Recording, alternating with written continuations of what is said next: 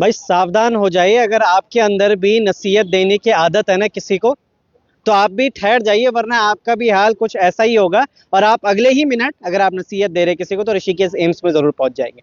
Title आप पढ़ चुके होंगे, ऋषिकेश विधानसभा में एक बार फिर से हुआ गोलीकांड। मेरे साथ जयेंद्र भाई इस वक्त मौजूद हैं, इसलिए मैं उनसे बात कर रहा क्योंकि मौके पर इस वक्त एम्स ऋषिकेश में वो मौजूद है मेरे साथ, और उनसे जानकारी जुटाते हैं कि भाई क्या हो रहा है ये ऋषिकेश विधानसभा में। इससे पहले भी एक गोलीकांड हमने देखा, किस तरीके से गुज्जर प्लाट में एक गोली मार देता है और गुज्जर एक भाई को लग जाते हैं और भागते हुए बाहर बाहर चौकी में वहां पकड़े जाते हैं। उससे पहले भी तमाम ऐसी चीजें होती हुई ऋषिकेश में। यहाँ पर तो शराब ना पीने की नसीहत दी जा रही थी कि हमारे शहर में आके शराब ना पीजिए, तो अचानक ही गोली। इतना अनसेफ हो चुका है ऋषिकेश। देखिए, ऋषिकेश अपने आप में एक जब कोई अधिकारी ऋषिकेश आता था, वो रिटायरमेंट के बाद भी अपना घर यहाँ रखता था, बनाता था। इसलिए बनाता था कि ऋषिकेश एक शांत और धर्मप्रिय जगह है और यहाँ वो रहना चाहता था। लेकिन कुछ समय से ऋषिकेश की 4-5 इंच इधर हो जाती के हाथ में से हड्डी को टच करती हुई निकल गई हड्डी। जो भी अब डॉक्टर ज़्यादा जानते हैं, तो जो उन्होंने बताया कि हड्डी से अभी उसका इलाज भी चल रहा है अंदर, मनीष का। तो आपको पता है, जिस उस समय वो वहां से गए और वापस लौट के आए, जैसे अभी अभी मुझे जानकारी पता चली कि वो वापस लौट के आए, 3-4 लोगों को मार देते हो और मार के निकल भी जाते। वो तो गांव के लोग थे, वहां पर काफी लोग थे। तो वो कहते हैं, अभी ये भी पता चला कि 6 राउंड गोली उन्होंने चलाई, 2 लग गई और बाकी 4 राउंड इधर उधर गया। तो कहीं ना कहीं सरकार, जो अपराधी हैं वो अपने ही हैं।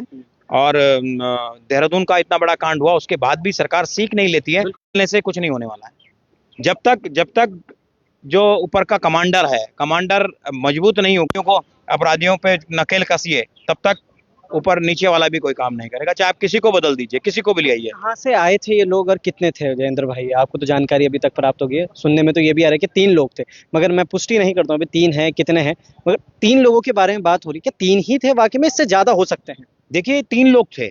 और जैसा हाँ, जानकारी प्रत्यक्षदर्शी ने बताया कि 3 लोग थे, तीनों शराब पी रहे थे। जब इनको मना किया, ये गए और फिर वापस आए और बंदूकें लेके आए। और तीनों पे बंदूकें थी, तीनों पे बंदूकें थी। अब आप सोच सकते हैं कि तीनों पे बंदूकें होने के बावजूद, आदि तीनों पे बंदूकें होने के बावजूद, कि वो बड़ी घटना भी हो सकती थी। बिहार के नंबर की मोटरसाइकिल थी। जब इन्होंने फायर किया तो गांव वाले इकट्ठे हुए, गांव वालों को देखते हुए तीनों भागने लगे, एक को पकड़ लिया गया। दूसरे प्रदेश के हैं या इस प्रदेश के हैं ये नहीं पता अभी, लेकिन बाइक उनके दूसरे प्रदेश की है। सीतामढ़ी जिले की बाइक है, BR-30। और खुलेआम गोलीकांड करते हैं, और दिन दहाड़े ही है, दिन दहाड़े। थोड़ा नेटवर्क इशू भी हो रहा था, वापिस से जुड़ रहे हैं। ऋषिकेश विधानसभा बहुत प्यारी विधानसभा है जयेंद्र। लोग ऋषिकेश पे इसलिए भरोसा करते हैं, हमारे पहाड़ के लोग, कि जैसा हमारा पहाड़ वैसी ऋषिकेश विधानसभा। यहाँ तो ये जो गोली कांड हो गया, ये शराब में लिप्त होकर कभी किसी को सड़क में मार दिया, कभी कुछ हो गया, ये तो चलो हम अंदर के देख रहे थे विधानसभा। अब तो बाहर के लोग भी यहाँ पर आके, आप कह रहे हैं अगर वो बिहार का है, बिहार से यहाँ रहने आया था या फिर यहीं रह रहा था, गाड़ी तो बिहार से, वैसी पुष्टि की जाएगी। ये इतना अनसेफ हो गया, मैं फिर से वही सवाल, इतना अनसेफ हो गया हमारा ऋषिकेश। 2 बातें हो सकती है इसमें। या तो ये तीनों लोग कोई बड़ा कांड करके आए हैं, यहाँ पर छुपे हैं, या ये तीनों लोग कोई बड़ा कांड करने वाले थे। दोनों में से कोई चीज हो सकती है।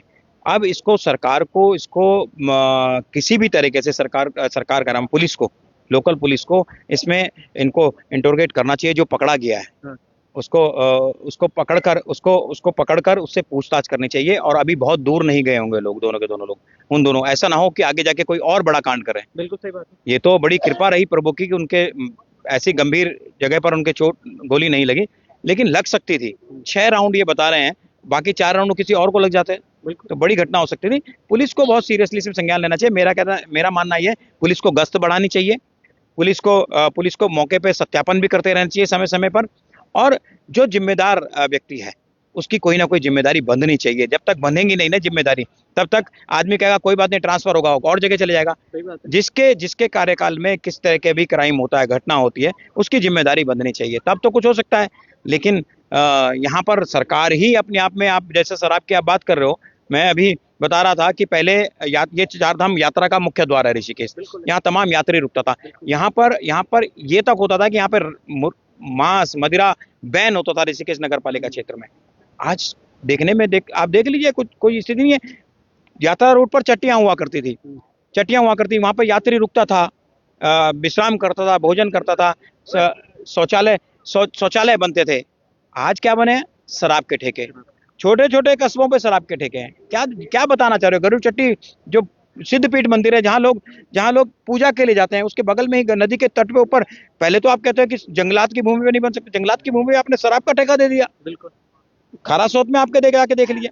तो पुलिस पुलिस क्या करे? मेरा मानना है, पुलिस क्या करे जब सरकार ही इस तरह की स्थिति पैदा करती है। तो पुलिस आज मजबूर हो गई है। पुलिस आज उत्तराखंड पुलिस की जगह भाजपा पुलिस बन चुकी है, जो वो कहते हैं यस सर करके वो उस काम को, और इसलिए अपराधी भी खुलेआम है। और अपराधियों की किसी न किसी से सेटिंग होती है, किसी न किसी नेता से सेटिंग होती है, किसी न किसी मंत्री से सेटिंग होती है। वो अपना असर दिखाता है। पुलिस की भी फिर हिम्मत नहीं होती, क्योंकि ऊपर से फोन खनखना जाते हैं। हो सकता है इनको बचाने के लिए भी किसी के फोन आ जाए। बिल्कुल सही बात है। इन्होंने गोली कांड कर दिया कुछ दिनों में, पता है फोन है इनको भी, कहीं यार तुम भी अपनी रिपोर्ट वापस ले लो, कंप्रोमाइज कर लो। ऐसे ही अपराधियों की हिम्मत बढ़ती है। और मेरा मानना यह है कि अगर इस तरह का फोन आता है पुलिस पे भी, तो उस व्यक्ति को भी अरेस्ट करना चाहिए जो इस तरह के लोगों को शह देने का काम करता है, जिस तरह के लोगों को प्रशय देने का काम करता है। बहुत बहुत धन्यवाद जुड़े रहने के लिए भाई जी। एक चश्मदीद गवाह भाई हमारे साथ यहाँ पे थे और कहीं इधर उधर ही हो गए हैं, मगर कुछ भाई और लोग भी थे हमारे साथ। भाई कितना क्या कुछ हुआ था वहाँ पे, कुछ बात है पता आपको इस तरीके से, किस तरीके से? वहाँ पे नहीं था, मैं थोड़ा लेट गया वहाँ पर, लेकिन वो 3 लड़के थे, तीनों के पास पिस्तौलें थी और पहले इन्हें भगाया गया था वहाँ से, शराब पी रहे थे गांव के बीच में बैठ के। फिर दोबारा वापस आते हैं वो 10-15 मिनट के बाद बंदूकें लहराते हुए, और जब फिर दोबारा रोकने गए तो उन्होंने 5-6 राउंड फायर करे, जिसमें से 2 हमारे दोस्तों को लगे। ये वापिस आए फिर ये लोग? अगर जब गांव वालों ने भगाया था ये भागे फिर वापिस आए?